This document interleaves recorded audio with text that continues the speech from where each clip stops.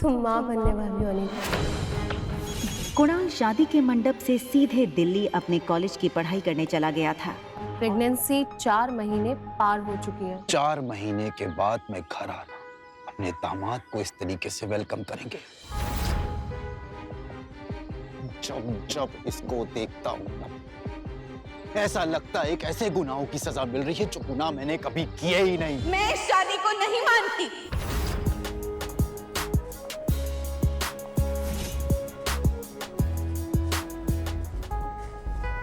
अब लगता है मनाली में आप पहली बार आई हैं। आप अपना नाम तो बता दीजिए। अनीका गुलेरिया।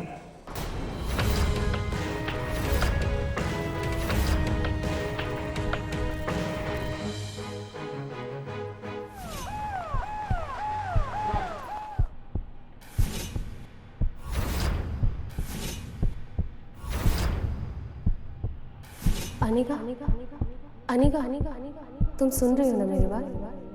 तुम माँ बनने वाली हो अनीका। डॉक्टर की ये शब्द सुनते ही अनीका समझ नहीं पा रही थी कि वो आखिर प्रेग्नेंट कैसे हो सकती है। अभी तो उसकी शादी को 24 घंटे भी पूरे नहीं हुए थे। मिस्टर गौतम गुलेरिया, मैं समझ सकती हूँ कि आप दोनों इस वक्त परेशान होंगे, मगर आप लोग कोई भी फैसला ले उससे पहले मैं एक बात बता दूँ। प्रेगनेंसी 4 महीने पार हो चुकी है, so abortion is out of question. Impossible doctor, आपसे कुछ गलती हुई है। मैं प्रेग्नेंट कैसे हो सकती हूँ? अक्सर कार की बैक सीट पर बैठने वाले गौतम आज अनीका को पीछे बैठाकर खुद ड्राइवर के साथ वाली सीट पर बैठ गए थे, मानो ऐसा करके वो अनीका को अपनी नाराजगी जता रहे हों। अनीका जानती थी कि एक बेटी होने के नाते आज उसने अपने पिता को दुनिया का सबसे बड़ा दुख दिया था, एक बिन ब्याही मां बनकर। इतना दुख उन्हें अनीका की मां के गुजरने पर भी नहीं हुआ होगा।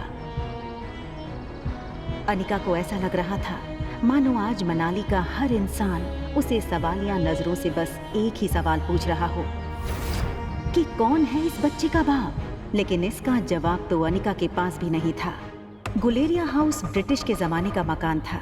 कहा जाता था यहाँ इंग्लैंड के अधिकारी वेकेशन मनाने आते थे, लेकिन अच्छे से मेंटेन न करने की वजह से पिछले कुछ सालों से थोड़ा बंजर सा लगने लगा था।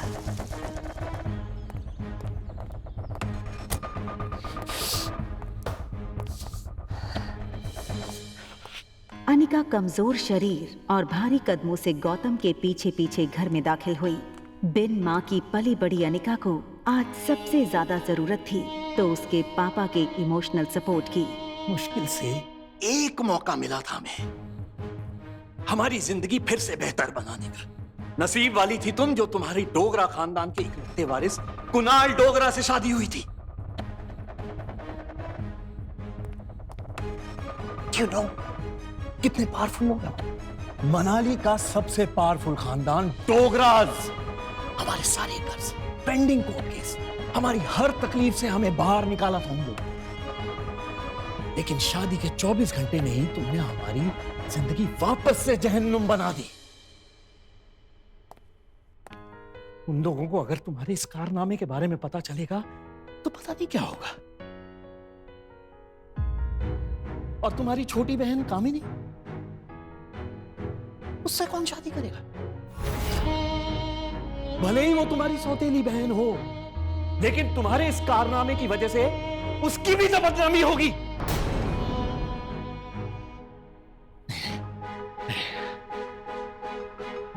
जब तक ये मामला खत्म नहीं हो जाता मैं कामिनी को और तुम्हारी मां मनीषा उसके भाई के घर भेज दूंगा। लेकिन आज नहीं तो कल सबको पता चल ही जाएगा। आज तुम भी अपनी मां के साथ ही। अनीका वो सुन चुकी थी जो गौतम कहते कहते रुक गया था। अगले दिन सुबह गौतम ने घर में लगे सारे सीसीटीवी के पिछले 5 महीने की फुटेज को खंगाला और बारीकी से देखने के बाद वो हैरान रह गया था कि पिछले 5 महीनों से छोटी मोटी बीमारी के चलते अनीका घर के बाहर कहीं गई ही नहीं थी। ये देखकर गौतम का गुस्सा अब आश्चर्य में बदल गया। उसे इतना तो समझ आ गया था कि कहीं कुछ तो गड़बड़ थी। जल्द ही अनिका की देखभाल के लिए एक नर्स रखी गई। लगातार देखभाल और दवाइयों से अनिका की सेहत में काफी सुधार आया। 4 महीने बीत चुके थे, लेकिन साथ ही साथ उसे ये बात रोमांचक कर रही थी कि उसके अंदर एक नन्ही सी जान पल रही है जो सिर्फ और सिर्फ उसका होगा। अनिका अपनी छोटी सी दुनिया में लगभग सब कुछ भूल चुकी थी। ना वो किसी से मिलती, ना कोई उससे मिलता।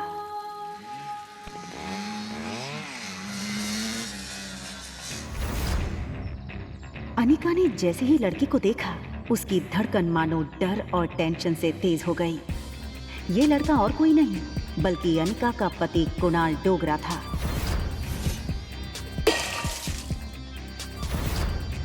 कुणाल की शादी अनिका से भले ही उसकी मर्जी के खिलाफ करवाई गई थी, लेकिन अपनी बीवी की कोख में किसी और का बच्चा देखना कोई भी मर्द बर्दाश्त नहीं कर पाए।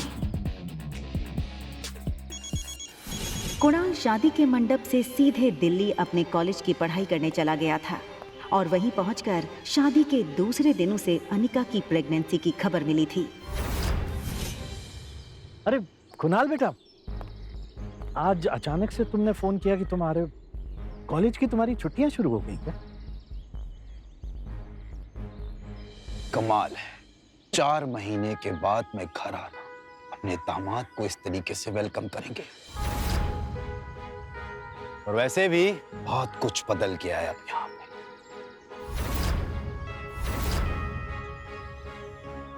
आओ बेटा, अंदर चलकर बात कर।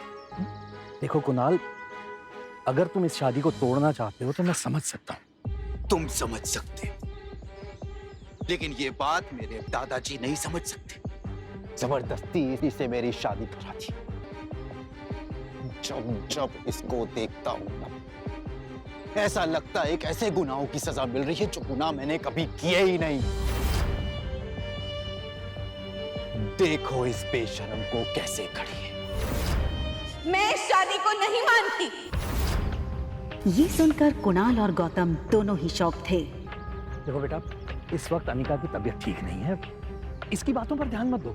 और रहा सवाल इस बच्चे का, तो उसके पैदा होते ही उसे अनिका से हमेशा के लिए दूर कर दिया जाएगा, मेरा यकीन कर।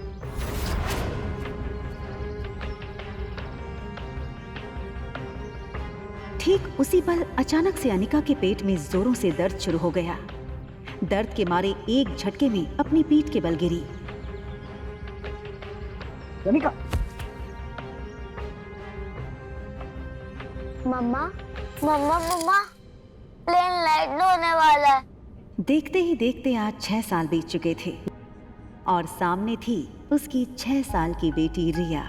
रिया का मासूम चेहरा और उसकी खूबसूरत कत्थई आंखें देखकर अनिका की जान में जान आई। मम्मा, क्या हम पापा को ढूंढने जा रहे हैं मनाली? मैंने कितनी बार कहा है तुमसे, तुम्हारे पापा नहीं है। कम ऑन मम्मा, हमारे तो टीचर सिखाते हैं कि सब बच्चों के मॉम एंड डैड होते हैं। तो क्या मैं गेमिंग वर्ल्ड से आई हूँ, या फिर मैं किसी जादू करके हेड से बाहर निकली हूँ? आबरा का डाबरा, रिया बाहर आ जा। तो मनाली में मेरा भाई मिलेगा क्या? रिया का ये सवाल सुनकर अनिका गहरी सोच में डूब गई थी। उसे याद आ गया कि कैसे 6 साल पहले उसने मनाली के हॉस्पिटल में जुड़वा बच्चों को जन्म दिया था। अनिका के पापा गौतम की कद काठी के एक आदमी ने उससे उसके दोनों बच्चों को छीनने की कोशिश की थी। कमजोर अनिका ने बड़ी हिम्मत से उस आदमी को रोकने की कोशिश की और उसका सामना कर रिया को तो बचा लिया, मगर अफसोस कि वो अपने बेटे को नहीं बचा पाई और वो आदमी अंधेरे में उसके बेटे को लेकर भाग गया था। और इसी वजह से अनिका की मौसी उसे बचाकर बेंगलुरु ले आई थी, जहां अनिका का इलाज भी हुआ था।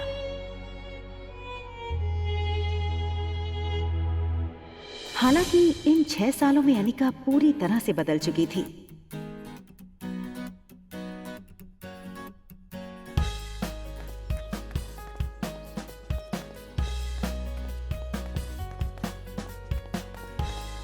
हार्मोनल इम्बैलेंस की वजह से फूला हुआ उसका शरीर अब एकदम ही से नॉर्मल हो चुका था।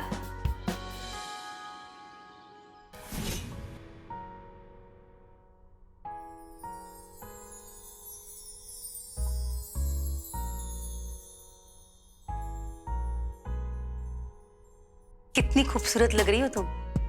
मनाली में तो लोगों के होश उड़ जाएंगे।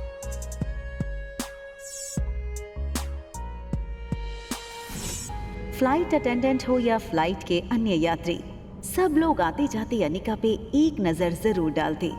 और डालते भी क्यों नहीं, शिफॉन की साड़ी में अनिका किसी भी फिल्मी एक्ट्रेस से कम नहीं लग रही थी। Excuse me, ma'am. Is there anything I can bring for you?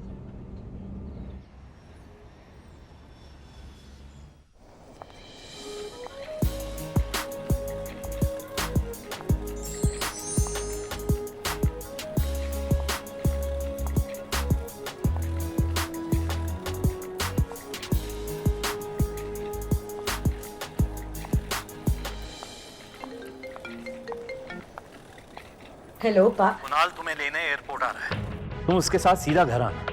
यहाँ पहुँचते ही तुम्हें 2 पेपर्स पे साइन करना है, एक डिवोर्स पेपर और दूसरा वो। इतना कहकर गौतम अटक गया और फिर कुछ सोचकर उसने आगे कहा, खैर तुम घर आओ, यहाँ पहुँचते ही मैं तुम्हें सब समझाता हूँ।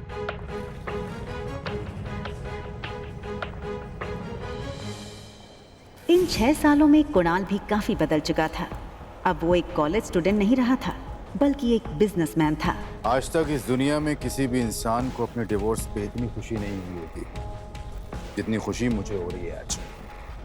कैसे भी करके आज अपने डिवोर्स पेपर पे साइन करवा लूंगा। आप फिक्र मत कीजिए सर, आज मैं सुबह सुबह माता के दर्शन करके निकला हूँ और मैंने भगवान से प्रार्थना की है कि आज आपकी हर मनोकामना पूरी। आप चिंता मत कीजिए, आज आपके पेपर साइन हो ही जाएंगे। अच्छा सुन, जब जब मैं उसको देखता हूं ना, मेरा मूड ऑफ हो जाता है। आज मेरा मूड अच्छा है और दिन भी, तो अपना मूड ऑफ नहीं करना चाहता हूं मैं। एक काम कर, घूम के खड़ा हो जाता हूँ। भले उसने तुझे नहीं देखा है, तेरे हाथ में जब ये बोर्ड देखेगी तो तेरे पास खुद ब खुद चली आएगी। सीधा कर ले बोर्ड को।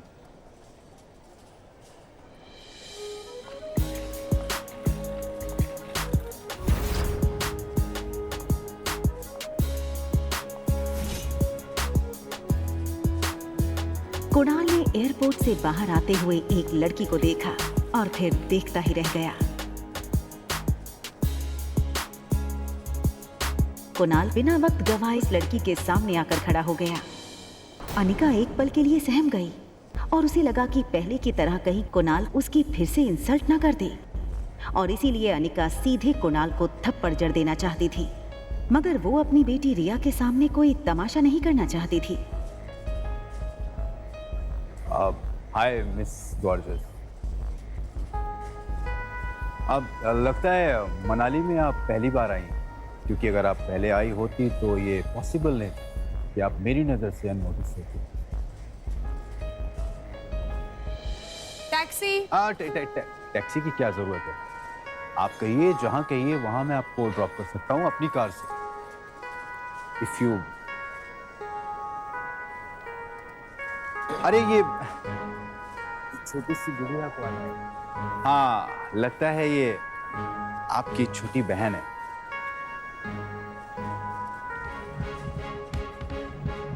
टैक्सी।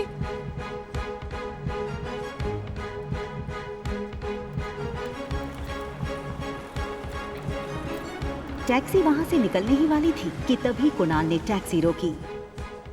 आप अपना नाम तो बता दीजिए। ये सुनकर अनिका ने बिना किसी भी हाव भाव से धीरे से कहा, अनिका गुलेरिया।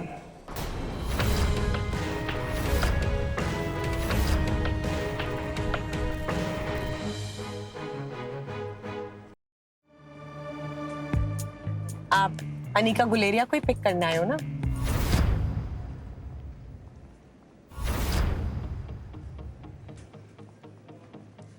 अरे वो उसको मैं टैक्सी में भेज दूंगा। एक काम करिए, आप दोनों मेरे साथ मेरी कार में चलिए, मैं ड्रॉप कर दूंगा आप लोग।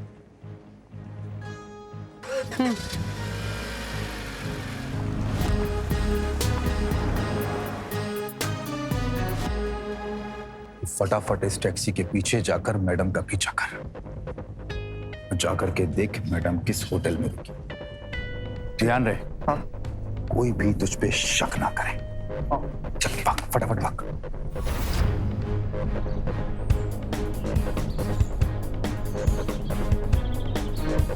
अगले 1 घंटे में अनिका की टैक्सी मनाली की सबसे बड़ी 5 स्टार होटल पैराडाइज इंटरनेशनल में दाखिल हुई। रुकिए। लेकिन उसका पीछा कर रहे राजू को होटल के मेन गेट पर ही रोक दिया। होटल का प्रीमियम इंटीरियर्स और फर्नीचर्स, आकर्षित एम्बियंस और वेलकमिंग स्टाफ को देखकर समझ आ रहा था कि क्यों देश विदेश से आए टूरिस्ट्स मनाली के इस शानदार होटल में रहना पसंद करते थे।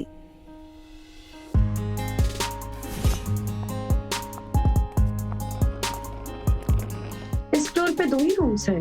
जी मैम, इस टॉप फ्लोर पे सिर्फ 2 ही लग्जरी अपार्टमेंट्स हैं। एक आपका और दूसरा हमारे होटल के मालिक रोहित मारवा सर का है। प्रेसिडेंशियल स्वीट एक काफी लग्जूरियस अपार्टमेंट था।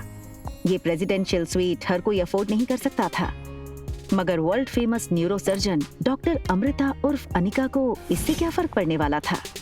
तुम चेंज करो, मैं आ रही।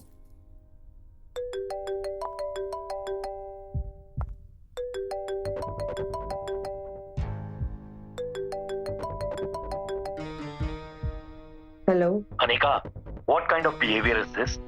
कुणाल 2 घंटों से एयरपोर्ट पर तुम्हारा इंतजार करता रहा, तुम उसके साथ आई क्यों नहीं? कहाँ हो तुम? आ रही हूँ मैं। अनिका और उसके पिता गौतम के रिश्तों में दरार की वजह गौतम खुद था। 6 साल पहले गौतम ने अनिका से मुंह फेर लिया था और उसकी बेटी रिया को अपनाने से मना कर दिया था। इन 6 सालों में गौतम ने कभी भी अनिका को याद नहीं किया और आज उससे डिवोर्स पेपर साइन करने के लिए बार बार कॉल किए जा रहे हैं। लेकिन डिवोर्स पेपर के साथ साथ गौतम अनिका से कुछ और भी चाहता था। लेकिन क्या? तभी अनिका के फोन पर उसकी असिस्टेंट राजलक्ष्मी का फोन आया। हेलो मैडम, आशा करती हूँ आपकी फ्लाइट सेफ और कंफर्टेबल रही होगी और आपकी नींद भी पूरी हुई होगी। अब ये बताओ, एक्टिंग करने के लिए फोन किया या कोई नई बात बताने के लिए? अरे फिर से वो बिजनेस टाइकून रोहित मारवा का मेल आया था। वो अपनी दादी माँ का इलाज देश की सबसे बड़े न्यूरो सर्जन डॉक्टर अमृता यानी आपसे करवाना चाहता है। इस वक्त तो मनाली में ही है। आप भी मनाली में, तो मैंने सोचा क्या मैं अपॉइंटमेंट फिक्स कर दूं? नहीं नहीं, बिल्कुल नहीं।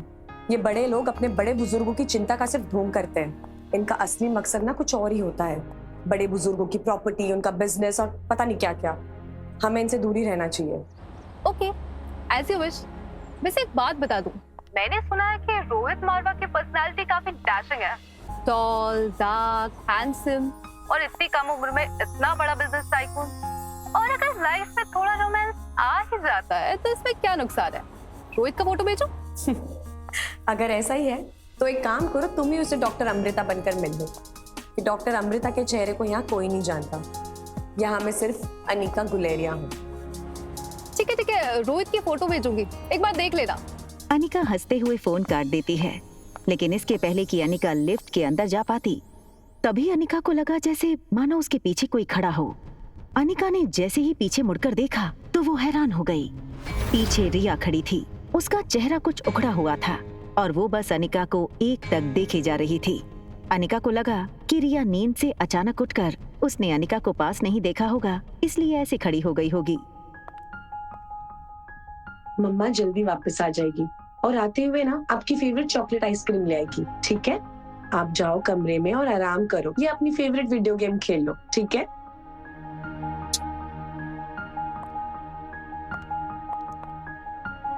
सीधा कमरे में ही जाना, ओके?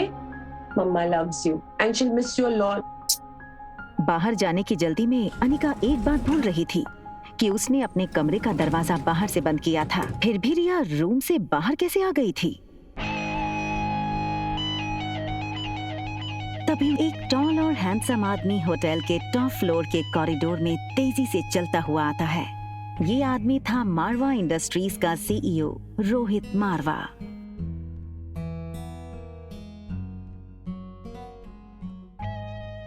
बेटा, तुमसे कितनी बार कहा है कि बिना बताए रूम से बाहर मत निकला। मेरी बात सुनते क्यों नहीं आ रही? जिस लड़की को रिया समझकर कुछ ही पल पहले अनिका ने बात की थी, वो बच्चा रिया नहीं बल्कि आर्यन था। रोहित मारवा का इकलौता बेटा आर्यन, मारवा इंडस्ट्रीज का इकलौता वारिस। और इन सब में सबसे मजेदार बात ये थी कि रोहित का बेटा आर्यन और अनिका की बेटी रिया दोनों की शक्लें एक दूसरे से हूबहू मिलती जुलती थीं। और रिया अभी भी अनिका के कमरे में सो रही थी। तुम्हारा ध्यान कहाँ है आर्यन? मैं तुमसे बात कर रहा हूँ, चलो अंदर। मुझे चॉकलेट आइसक्रीम चाहिए। ये सुनकर रोहित थोड़ा हैरान हो गया। हमेशा गुमसुम और गुपचुप रहने वाला आर्यन का बर्ताव आज रोहित को कुछ अजीब लग रहा था। आर्यन के गाल पर लिपस्टिक का निशान देखकर रोहित हैरान हो गया।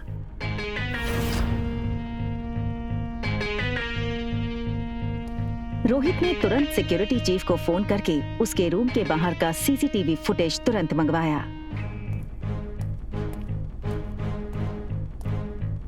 फुटेज में रोहित ने जो देखा वो देखकर वो दंग हो गया। आर्यन एक ऐसा बच्चा था जो किसी अजनबी से तो दूर बल्कि रिश्तेदारों से भी ज्यादा बात नहीं करता था, ना ही उसके पापा के अलावा किसी के साथ मिक्स होता था। लेकिन सीसीटीवी में आर्यन ने एक बिल्कुल अजनबी औरत को अपने पास आने दिया, यहाँ तक कि उसे किस भी करने दिया। ये बात रोहित को बड़ी अजीब लगी।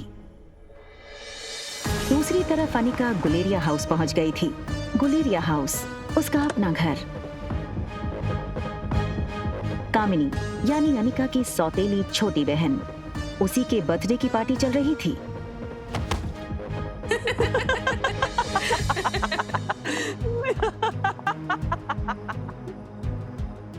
जैसे ही उस लड़की को अनिका ने देखा, उसे याद आया कि वो लड़की उसकी बुआ की बेटी प्रीति है। अगले साल मिस हिमाचल बनोगी और उसके बाद मिस इंडिया। क्या तुम अभी भी कहोगी कि तुम्हारी अनिका दीदी मुझसे ज्यादा खूबसूरत है? हाँ, अनिका दी सबसे ज्यादा सुंदर है। अच्छा, तो एक काम करते हैं, वोटिंग करते हैं। तो आप लोग वोट करोगे ज्यादा खूबसूरत कौन है, ठीक है? ये बात कहकर कामिनी ने अपने एक दोस्त से सिगरेट जलाने का लाइटर लिया और उससे अनिका की फोटो जला दी।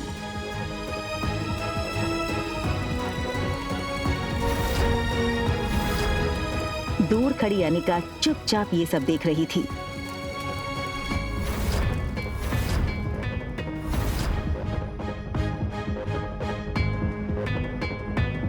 सो गाइस, आप वोटिंग के साथ तैयार हैं? तो बताओ मुझे कितने वोट? कामिनी, कामिनी, कामिनी, कामिनी, कामिनी, कामिनी, कामिनी, कामिनी। बेचारी प्रीति, सारे वोट्स तो मुझे ही मिल गए और तुम हार गई।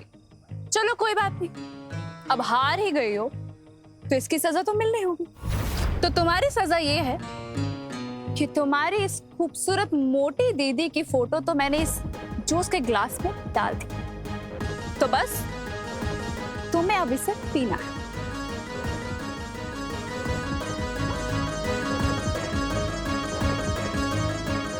बिन माँ की अनिका को बचपन में साक्षी बुआ से ही माँ का प्यार मिला था और प्रीति मानो अनिका की कजन नहीं बल्कि सगी छोटी बहन हो। अनिका दी, हाँ?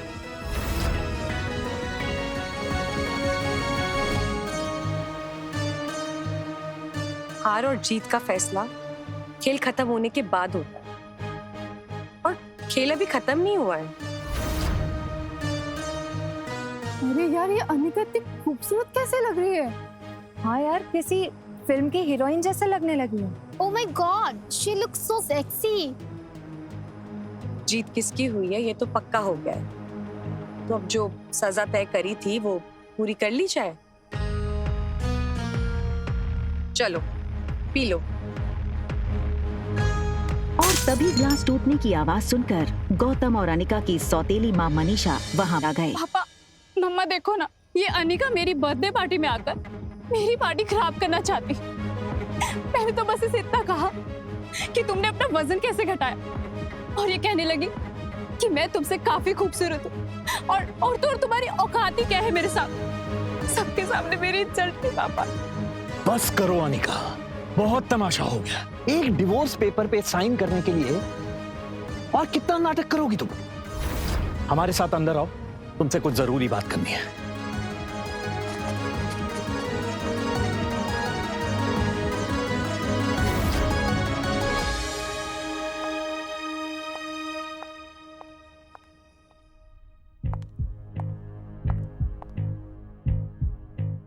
छह साल बाद अपनी बेटी से मिलने की कोई भी खुशी न जताते हुए वो सीधे मुद्दे की बात करना शुरू करते हैं। देखो अनिका, जो हो गया सो हो गया। हमें और परेशान करके तुम्हें क्या मिलेगा? तुम मेहरबानी करके इन 2 कागजात पर साइन कर दो। मैं तो सिर्फ डिवोर्स पेपर साइन करने आई थी, ये दूसरे पेपर्स? दरअसल तुमसे डिवोर्स लेने के बाद हम, यानी कि मैं और तुम्हारी नई माँ, ये चाहते हैं कि कुणाल और कामिनी की शादी हो जाए। कुणाल को भी इस शादी से कोई एतराज नहीं है और कामिनी तो पहले से ही कुणाल को चाहती थी। बस कुणाल के दादाजी की एक ही इच्छा है। दरअसल तुम्हारी माँ के गुजरने के बाद उसकी जो फार्मा कंपनी तुम्हारे नाम हो गई थी, वो कंपनी तुम अपनी छोटी बहन कामिनी को शादी में तोहफे में दे दो। मैंने सारे कागजात तैयार करवा लिए हैं, बस तुम इन पे सिग्नेचर कर दो।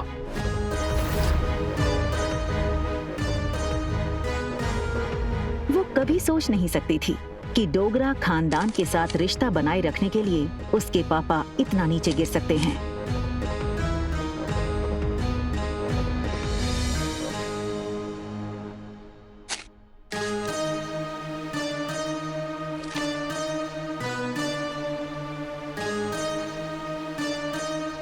अपना कहलाने को इस दुनिया में इस कंपनी के अलावा मेरे पास कुछ नहीं है।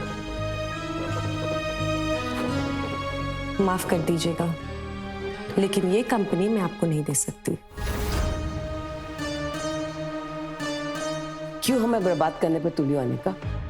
वैसे भी बिन ब्याही माँ बनकर जो समाज में तुमने हमारी इज्जत उछाली है, वो कुछ कम है क्या? जो अब अपनी बहन की जिंदगी बर्बाद करना चाहती हो तुम?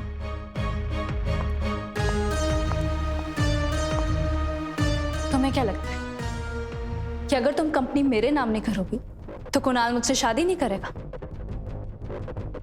वह मैं तुम्हारा। कुणाल मुझसे शादी इसलिए करना चाहता है क्योंकि वो मुझे पसंद करता है, ना कि तुम्हारी उस फैक्ट्री के लिए, जैसे उसे तुम्हारे साथ करनी पड़ी। लेकिन तुम ये सब नहीं देख सकती हो क्योंकि तुम मुझसे बचपन से ही चलती हो। कौन किससे जलता है ना, इसका नमूना तुम बाहर देख चुकी हो। बचपन में अनिका का फायदा हर कोई उठा ले जाता था। आज अनिका को इस तरह सबके अरमानों पर पानी फेरता हुआ देख सब लोग गहरे शौक में थे।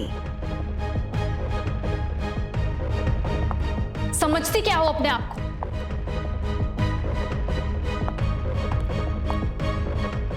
वजन घटाया है तो जुबान लड़ाना भी सीख गई हो क्या?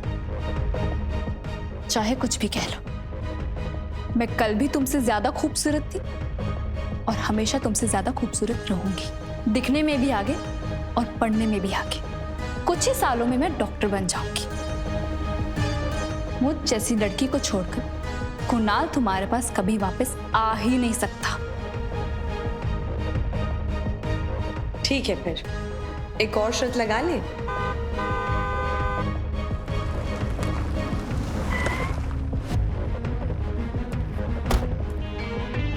2 घंटा इसने मुझे एयरपोर्ट पे वेट कराया। अनिका, कहाँ हो तुम?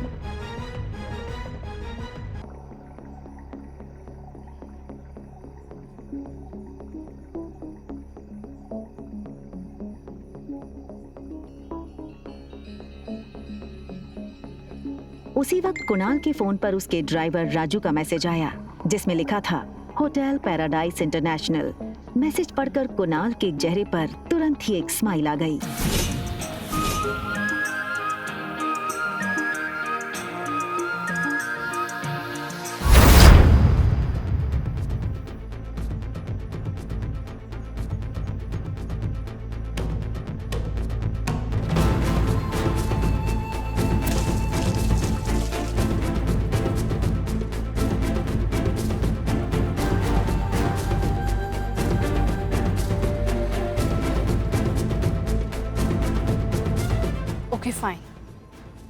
क्या चाहती हो तुम? छोटी बहन हो तुम मेरी। बस इतना कहूंगी कि ये कुणाल के पीछे पागलपन ठीक नहीं है। वो अच्छा लड़का नहीं है। Just shut up, mind your own business. मुझे सब पता है कि कौन कैसा है, और अगर तुम्हें इतनी फिक्र है तो कंपनी मेरे नाम क्यों नहीं कर देती? वैसे किसके लिए बचा कर रखी है ये कंपनी? अपने यार के लिए?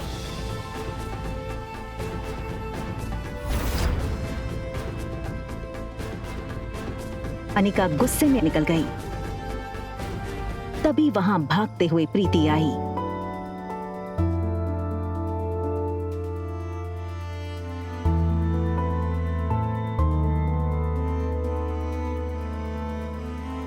अनिका ने प्यार से प्रीति के गाल पर हाथ फेरा और फिर चली गई।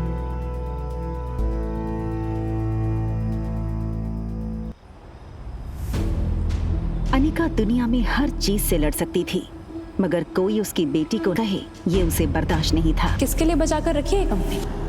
लेकिन इसके साथ ही उसके पास इस बात का भी कोई जवाब नहीं था कि रिया का बाप था कौन। अनिका आज तक उसकी जिंदगी की इस सबसे बड़ी पहेली को सुलझा नहीं पाई थी। वो ये सब सोच ही रही थी कि तभी अचानक उसे कुछ याद आया। अनिका ने अपनी फार्मा कंपनी के पुराने वफादार मैनेजर मनोज को फोन लगाया। Hello uncle. आज इतने सालों बाद कंपनी की मालकिन ने इस मुलाजिम को याद किया? एक्चुअली बस ये पूछना था कि कंपनी ठीक तो चल रही है ना? बेटा बस यूं समझ लो, डूबती नाव में बस छेद पकड़ के बैठा हूँ। फिर भी सालाना 4-5 लाख का प्रॉफिट हो जाता है, जो मैं गौतम जी को भिजवा देता हूँ। अगर तुम चाहो तो अगली बार से तुम्हें भेज दूँ। नहीं नहीं अंकल, उसकी कोई जरूरत नहीं है। आप अपना ख्याल रखिएगा। आखिर क्या है इस छोटी कंपनी में जो डोगरास हाथ धोकर इसके पीछे पड़ गए।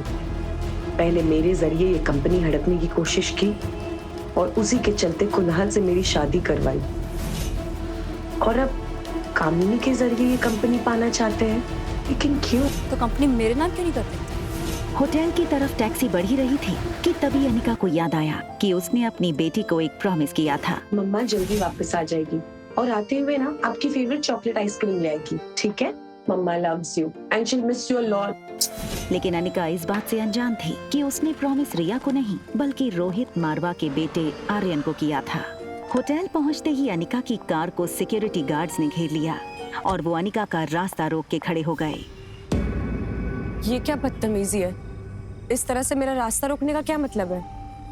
सॉरी मैडम, हमें आपका सामान चेक करना होगा। बैग चेक करो। अनिका को कुछ समझ नहीं आया। उसके पास सिर्फ एक पर्स और चॉकलेट आइसक्रीम थी। Yes sir, it is chocolate ice cream. Anika ने रोहित की फोटो देखी थी, वो उसे तुरंत पहचान गई। What nonsense is this? You can't do this with me. I will call the police right away. Anika की गहरी काली आंखों को देखकर रोहित एक सेकंड भूल गया कि वो क्या कहने आया था। तभी दूसरे पल को वो अपनी सेंसेस में आया और चेहरे पर बिना किसी भाव के उसने कहा, परफेक्ट। पहले खुद चोरी करो फिर खुद ही पुलिस को बुलाओ। Just perfect. What? मुझसे और मेरे बेटे से दूर रहना। Excuse me. मैं कब तुम्हारे पास आई? And listen, इस आलीशान होटल के मालिक हो, इसका मतलब ये नहीं है कि अपने गेस्ट के साथ इस तरह बदतमीजी करो। I can sue you in the court, Mr. Rohit Marwa. You know, I knew it. तो तुम जानती हो कि मैं रोहित मारवा हूँ, ये होटल मेरा है। I'm sure तुम ये भी जानती होगी कि मेरे परिवार वाले मेरी शादी करवाना चाहते हैं, लेकिन मुझे मेरे बेटे के लिए सौतेली माँ नहीं चाहिए। इसलिए तुमने शायद प्लान बनाया होगा कि क्यों।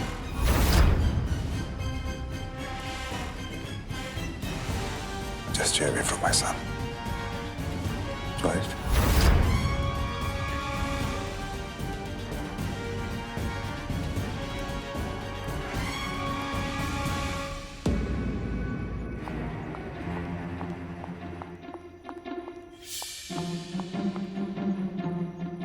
दरवाजा बंद होने ही वाला था कि तभी एक पाँव दरवाजे के बीच में आया। ये लड़का और कोई नहीं बल्कि रोहित मारवा का कजन भाई सनी था। Think something out of the box. आप ही की तरह काफी लड़कियां पहले भी कोशिश कर चुकी हैं, ये तरीका भी पहले अपना चुकी हैं, लेकिन जो मेरे भैया है ना, वो बहुत स्ट्रिक्ट है। वो किसी से मिलते ही नहीं है, और ना ही उनसे या फिर आर्यन से कोई मिल सकता है, मेरे सिवा।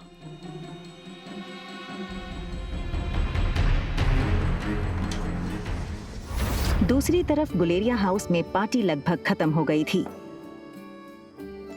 आई एम सो हैप्पी कि कुणाल ने आज की पार्टी एंजॉय की। कंग्रेचुलेशंस बेटा। आज कामिनी के बर्थडे के मौके पर मेरी तरफ से तुम दोनों के लिए तोहफा। Thank you very much. बहुत जल्द हम तुम दोनों की शादी पक्की कर देंगे।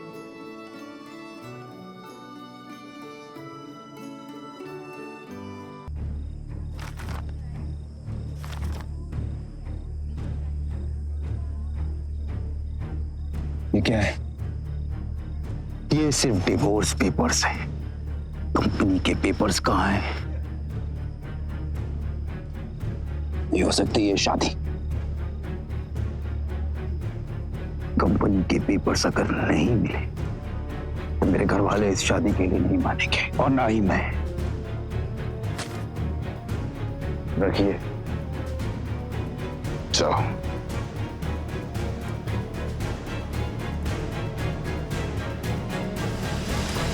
तिल मिलाई अनिका को ये समझ नहीं आ रहा था नीचे लॉबी में उसके साथ क्या हुआ और क्यों हुआ। उसने होटल बदलने का मन बना लिया और रिया को लेने बेडरूम में गई, पर रिया को इस तरह देखकर अनिका का गुस्सा 1 सेकंड में शांत हो गया। वो रिया के माथे को चूमती है।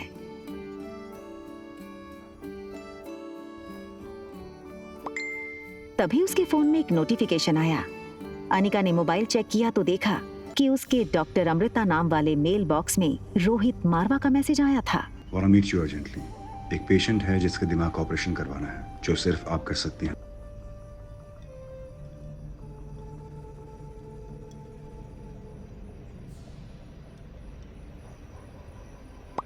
दिमाग का इलाज पहले आपको करवाना चाहिए। वहाँ रोहित डॉक्टर अमृता का मैसेज पढ़कर शॉक हो गया। रोहित को समझ नहीं आया कि डॉक्टर अमृता जैसी बड़ी न्यूरोसर्जन उसे ऐसे क्यों कह रही थी। रोहित ने अपनी कंपनी के आईटी हेड सैम को फोन लगाया। Hello Sam. Yes sir. Is there anything I can do for you sir? Yes, मेरे ऑफिशियल मेल अकाउंट पर अभी डॉक्टर अमृता का मेल आया है। पता करो वो मेल की लोकेशन कहाँ है। बस गिव मी सम टाइम। क्या सन? भैया भैया जल्दी आइए, आर्यन को कुछ हो गया है।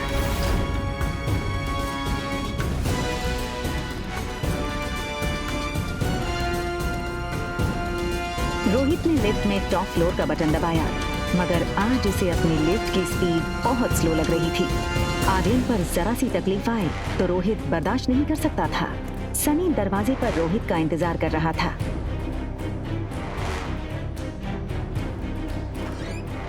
आर्यन गहरी नींद में था और वो नींद में एक ही चीज बोले जा रहा था, मम्मा, chocolate ice cream.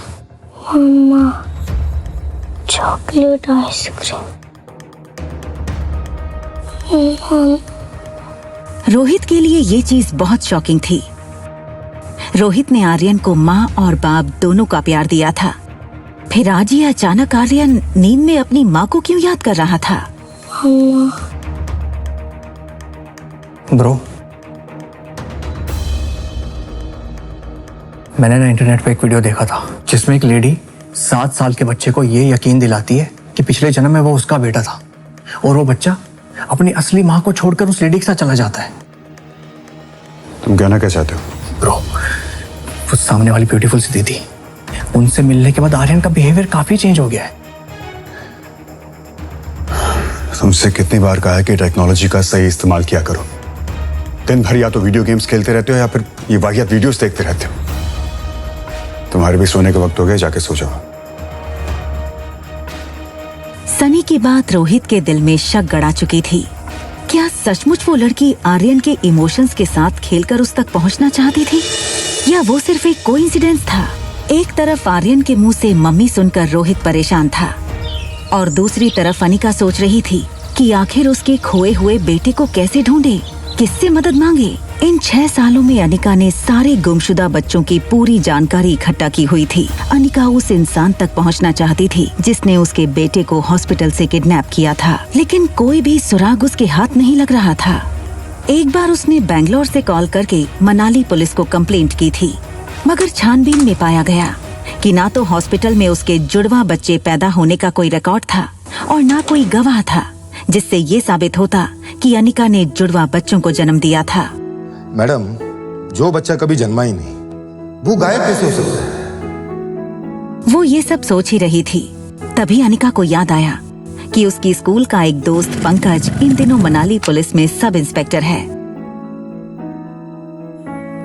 Hello Pankaj, Anika बोल रही हूँ। Hi Anika, how are you? Anika ने पंकज को अपनी कहानी बताई कि कैसे एक आदमी ने डिलीवरी के तुरंत बाद हॉस्पिटल से उसका बच्चा चुराया था। प्लीज कुछ करो ना, कोई तो रास्ता होगा जिससे मैं अपने बेटे तक पहुंच सकूं। पंकज पहले से ही इस केस से वाकिफ था। देखो अनिका, ऑफिशियली मैं तुम्हारी कोई मदद नहीं कर सकता, क्योंकि कहीं भी कोई भी ऐसा रिकॉर्ड नहीं है जिससे ये साबित हो कि तुम्हारे जुड़वा बच्चे हुए थे। I am really sorry Anika. Anika का दिल बैठ सा गया। उसके बेटे तक पहुंचने की उसकी उम्मीदें कम होती नजर आ रही थीं। देखो अनिका, मैं एक बात कह सकता हूँ ऑफ द रिकॉर्ड, मनाली में जितने भी बुरे काम होते हैं, चाहे वो किडनैपिंग ही क्यों ना हो, उन सब के पीछे कहीं ना कहीं तुम्हारे ससुराल वालों का हाथ होता ही होता है। डोगरा खानदान। पंकज के फोन रखने के बाद से अनिका गहरी सोच में डूब गई कि डोगरा खानदान से उसके बेटे की इंफॉर्मेशन आखिर कैसे निकाली जाए। तभी उसे एक आइडिया आया और उस आइडिया का नाम था Kunal Dogra. Hi miss gorgeous.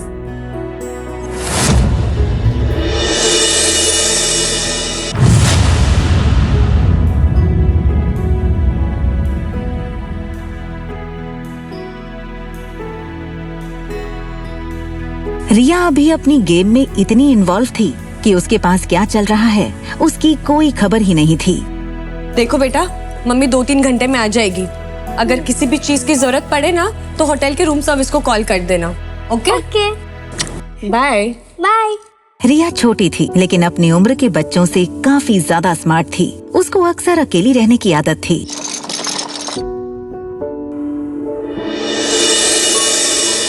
और सुनो, कुछ भी हो जाए रूम से बाहर मत निकलना।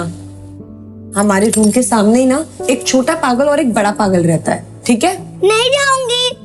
Love you. Bye bye.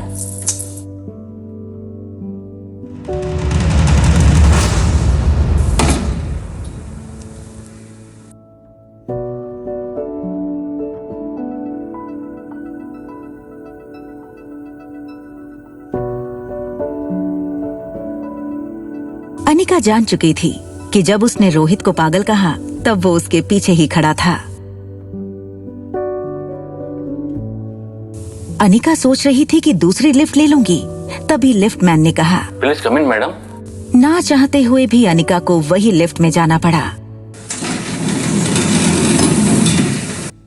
Anika सोच रही थी कि आखिर रोहित ने उसकी बात सुन के कुछ रिएक्ट क्यों नहीं किया। वहीं दूसरी तरफ रोहित इस लड़की को समझने की कोशिश कर रहा था। आपने छोटा पागल किसको बोला? आपके होटल में रहने वाले मेहमानों की प्राइवेसी का बिल्कुल ख्याल नहीं रखा जाता क्या? हमारी होटल मनाली की सबसे सेफ और सिक्योर होटल है। इतनी सिक्योरिटी के बावजूद ना कल मेरी चॉकलेट आइसक्रीम चोरी हो गई थी। इनफैक्ट कुछ डाकू आए और मेरी आइसक्रीम लूट के चले गए। एक्सक्यूज मी, आपने हमें डाकू बोला? हाँ बोला, क्योंकि कल तुम्हारी वजह से पहली बार मैं अपनी बेटी को दिया हुआ प्रॉमिस पूरा नहीं कर पाई। क्या मतलब? वो चॉकलेट आइसक्रीम आप अपनी बेटी के लिए लाई थी?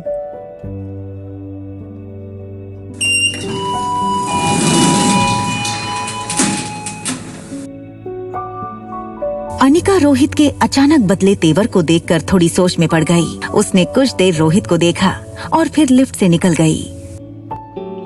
मुझे लगता है हम इस लड़की के बारे में गलत सोच रहे थे।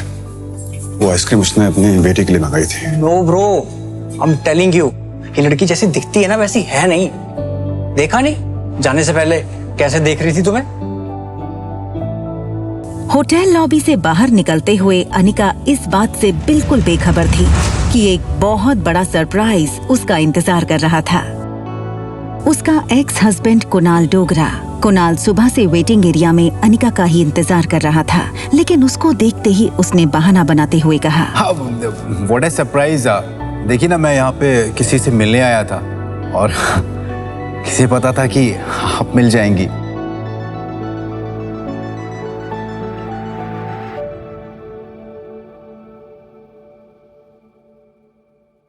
Thank you. My pleasure. वैसे यहाँ पास में ना एक बहुत अच्छी कॉफ़ी शॉप है, तो क्या आप मेरे साथ कॉफ़ी पे इफ यू चल सकती है? अनिका ने हाँ कर दी। कुणाल को अपनी लक पर विश्वास नहीं हो रहा था। That's great। लेकिन कितनी अजीब सी बात है ना कि हम लोग लगातार 2 दिन से मिल रहे हैं, लेकिन एक दूसरे का नाम ही नहीं जानते हैं अभी। अब वैसे hi, my name is Kunal Dogra and yours?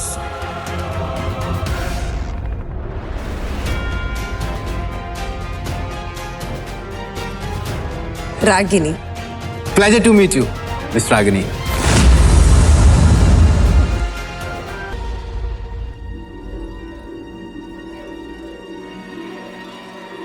और होटल में चेक इन के टाइम इसने अपना नाम अनिका गुलेरिया बताया था। भैया यू शुड बी केयरफुल। हमें और आर्यन को ना इस लड़की से बच के रहना चाहिए।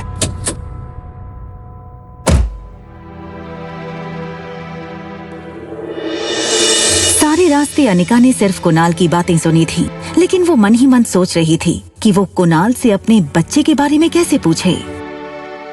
Please coffee. अब वैसे मैं सोच रहा था कि आपकी जो छोटी बहन है उनमें और आप में काफी एज डिफरेंस लगता है। वो होंगी 6-7 साल की, आप 21-22। काफी जानकारी है आपको मेरे बारे में। हाँ मतलब वैसे कुछ जानकारी मैंने भी आपके बारे में इकट्ठा की हुई है। अच्छा जी। जैसे कि आप मैरिड हैं।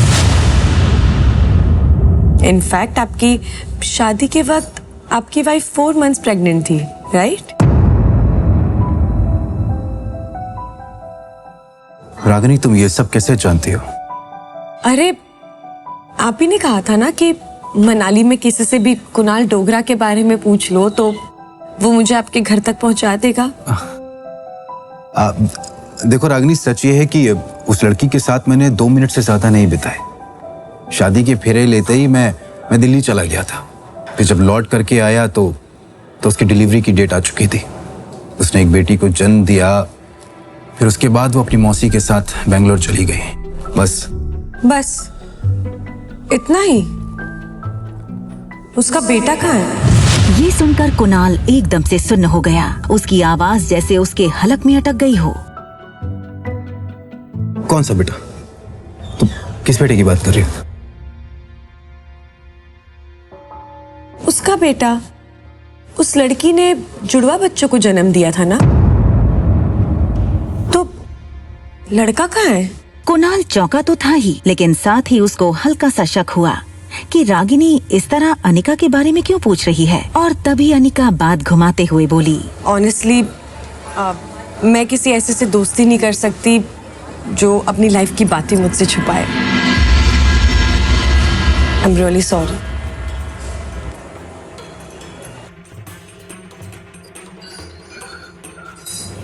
रागिनी, मैं बताता हूं। क्या आज अनिका को अपने खोए हुए बेटे के बारे में पता चल जाएगा? अनिका की धड़कनें तेज हो चुकी थीं। पिछले 6 सालों से अनिका को बस इसी पल का इंतजार था कि कहीं से उसके बेटे की कोई खबर मिले। एक बेटे को अपनी माँ के साथ देखकर अनिका को अपने खोए हुए बेटे की याद आ गई और वो चाहकर भी अपने आंसुओं को रोक नहीं पाई। लेकिन फिर अपने आंसुओं को छुपाने के लिए तुरंत अनिका ने पर्स से सनग्लासेस निकाले और पहन लिए। मुझे रागिनी को रोकना होगा। देखो रागिनी, मैं सच में नहीं जानता हूँ कि वो बच्चा इस वक्त कहाँ पे है, लेकिन ये जरूर जानता हूँ कि अनिका के पापा गौतम ने उसे किडनैप किया है। ये सुनकर अनिका पूरी तरह से टूट चुकी थी। उसे शक तो था कि उसके पापा उसके बेटे की किडनैपिंग के पीछे थे, मगर आज कुणाल के मुंह से ये सुनकर उसे यकीन भी हो गया। वो समझ नहीं पा रही थी कि उसके पापा ने आखिर ऐसा क्यों किया। और रहा सवाल इस बच्चे का, तो उसके पैदा होते ही उसे अनिका से हमेशा के लिए दूर कर दिया जाएगा, मेरा यकीन कर। रागिनी, तुम इतना नर्वस क्यों हो रही हो? पर तुम्हें इन सब बातों से क्या लेना देना? क्यों परेशान हो रही हो तुम? मैं इतनी जल्दी किसी से दोस्ती नहीं करती, और जब तक उनके बारे में पूरी इंफॉर्मेशन ना मिल जाए ना, मैं दोस्ती नहीं करती। अब तो मिल गई, तो दोस्ती का हाथ बढ़ा दो। अनिका के लिए अब कुणाल किसी काम का नहीं था, क्योंकि वो जानती थी कि कुणाल उसे उसके बेटे तक नहीं पहुंचा सकता। इतनी आसानी से नहीं, तुम्हें थोड़ा और इंतजार करना पड़ेगा। कोई बात नहीं।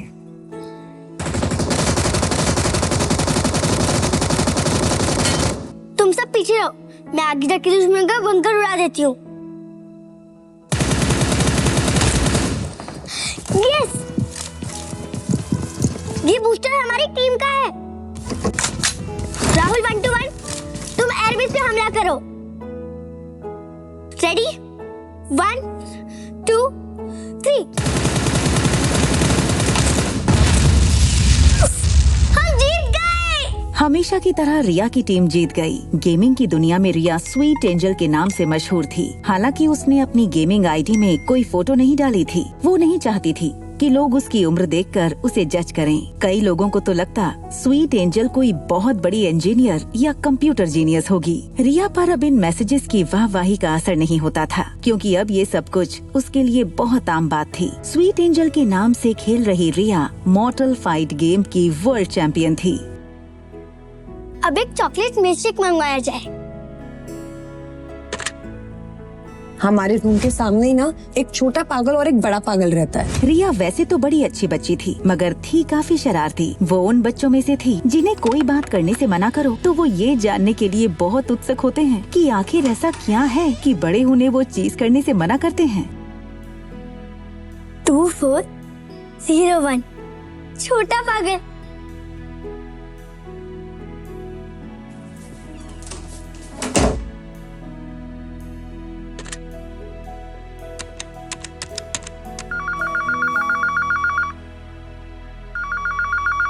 हमेशा तुम्हारी वजह से ना गेम हार जाता है यार। ज्यादा से ज्यादा स्वीट एंजल की गेम को फॉलो किया करो, ताकि तुम लोग भी कुछ सीख सको। हद है यार तुम लोगों की।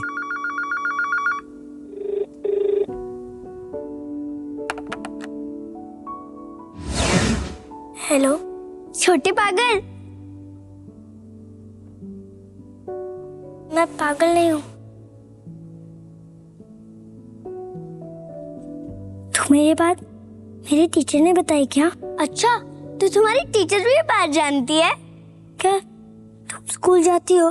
ऑफ कोर्स, हर बच्चा स्कूल जाता है। तुम नहीं जाते क्या? मैं स्कूल जाता था जब हम पूरी फैमिली के साथ रहते थे। फिर डैड मुझे यहाँ लेकर आ गए। ये होटल डैड की है और अब हम इस होटल में ही रहते हैं, और ट्यूशन टीचर भी यहीं आती है मुझे पढ़ाने। स्कूल नहीं जाते, होटल को अपना घर बना रखा है। अच्छा एक बात बताओ, तुम्हारा कोई फ्रेंड है यहाँ पर?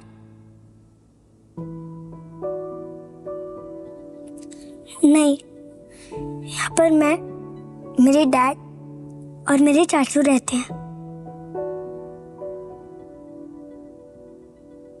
अच्छा, तुम मेरे फ्रेंड बनना चाहोगे? आर्यन, जिसकी लाइफ में सिर्फ 2 चीजों की कमी थी, माँ और दोस्त की, इसलिए आर्यन ने बिना वक्त गवाए तुरंत हाँ कर दी। हाँ, मेरा नाम रिया है। तुम्हारा नाम क्या है? I am Aryan. तुम कहाँ से बोल रही हो? मैं तो तुम्हारे सामने ही रहती हूँ। मेरी मम्मा और मैं तुम्हारे होटल में गेस्ट हैं। अच्छा एक बात बताओ, तुम मुझसे मिलना चाहोगे? ये सुनकर आर्यन ने बाहर सनी को देखा। उसे लगा कि सनी तो अपनी ही प्रॉब्लम से परेशान है। मगर कैसे? मेरे डैड मुझे अकेले बाहर नहीं आने देंगे। तुम बच्चे हो क्या? हाँ, मैं मम्मा को बोल देती हूँ कि मुझे पिज्जा खाना है, इसलिए मैं नीचे जा रही हूँ। और जब मम्मा आएगी तब तुम भी उनसे मिल लेना, ओके? अब मैं रखती हूँ फोन और 15 मिनट के बाद नीचे लॉबी में आ जाना। बाय। पर हम एक दूसरे को पहचानेंगे कैसे? Very good question. अच्छा एक काम करो, तुम ब्लैक टी शर्ट और ब्लैक पैंट पहन के आओ, मैंने भी वही पहना होगा। हमारी ड्रेस से हम एक दूसरे को पहचान लेंगे। Okay bye. और सनी की तरफ देखते हुए और उससे बचते हुए दबे पांव अंदर बने दूसरे कमरे में चला गया, जो आर्यन का ही कमरा था। I want to eat pizza, come fast. दूसरी तरफ रिया ये सोचकर खुश थी कि इस नई जगह पर उसने नया दोस्त बनाया था। सनी अब भी कानों में हेडफोन डाले फोन पर बिजी था। आर्यन में इतनी हिम्मत पहले कभी नहीं आई थी। उसे पता था कि अगर रोहित को पता चला तो बहुत स्ट्रिक्ट पनिशमेंट मिल सकती है, मगर नए दोस्त और बाहर पिज्जा की लालच से उसे रिस्क उठाने की हिम्मत मिली। अपने रूम के बाहर अकेले कदम रखते ही आर्यन का कॉन्फिडेंस और बढ़ गया। आर्यन की नजर सामने वाले स्वीट 2402 पर पड़ी। उसे लगा प्लान में थोड़ा चेंज होना चाहिए, क्यों ना वो और उसकी नई दोस्त यहीं से साथ चले। तभी लिफ्ट खुलने की आवाज आई। आर्यन का दिल डर के मारे जोर जोर से धड़कने लगा।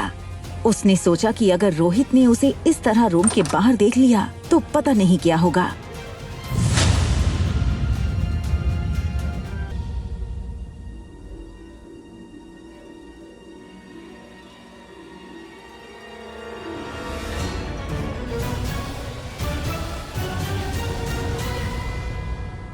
एक माह होने के बावजूद आर्यन को black jeans, black t shirt और स्पोर्ट शूज में देखकर वो भी धोखा खा गई थी और सोच रही थी कि ये उसकी बेटी रिया है। I am so sorry, mamma is late no. और ये क्या बदमाशी है रूम से बाहर आने की? अनिका अपने रूम का दरवाजा खोलने के लिए आगे बढ़ी। रूम के अंदर रिया थी, लेकिन इससे पहले कि अनिका रूम खोल पाती, उसकी नजर रिया के मैसेज पर पड़ी। आई एम सो सॉरी। भूख लगी होगी ना तुम्हें? चलो किसी अच्छे से रेस्टोरेंट में जाके पिज्जा खाते हैं। ओके चलो। जब से आर्यन अनिका से मिला था वो बस उसे ही देखे जा रहा था।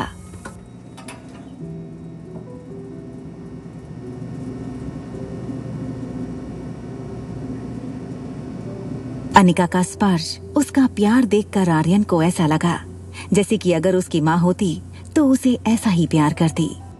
आर्यन ये तक भूल चुका था कि उसे उसकी नई दोस्त को मिलना था। इस वक्त आर्यन को अनिका की ममता के आगे और कुछ नहीं दिख रहा था। लिफ्ट में अनिका की बगल में खड़ा आर्यन धीरे से अचानक अनिका की उंगली पकड़ लेता है। ये देखकर अनिका को थोड़ा अजीब लगा और उसने आर्यन की तरफ देखा। आर्यन की आंखें जैसे अनिका की आंखों से पूछ रही हों कि माँ तुम कहाँ थी? अनिका, जो आर्यन को रिया समझ रही थी, उसने एक पल के लिए सोचा कि रिया ऐसे इमोशनली क्यों देखी जा रही है उसको। आर्यन ने आंखें बंद कर ली और अनिका को जोर से पकड़कर हक कर लिया, मानो जैसे आर्यन को हमेशा से इसी पल का इंतजार था। उसने अनिका को पहले कभी देखा तक नहीं था, मगर आज उसे ऐसा लग रहा था जैसे वो अनिका की गोद में पहले भी खेला है।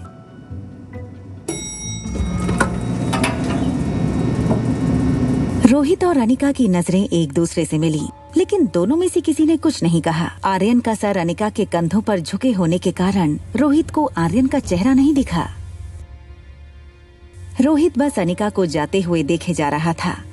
ऐसा लग रहा था मानो रोहित अभी आर्यन को अनिका की गोद में देख लेगा। आगे चली जा रही अनिका को कुछ एहसास हुआ। उसने पलटकर रोहित की तरफ देखा तो पाया कि रोहित उसे ही देखे जा रहा था। सर, रोहित को अपने आप पर गुस्सा आ रहा था। उसे लगा कहीं अनिका को गलत सिग्नल ना मिले।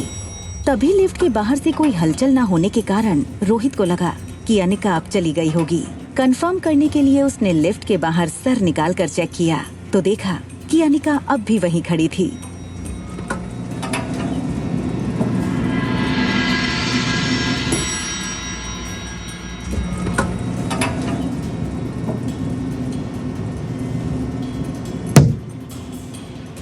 रोहित, जो पहले से थोड़ा डिस्टर्ब था, उसने रिया को आर्यन समझकर कड़क आवाज में डांट दिया। तुम फिर बाहर निकल आए?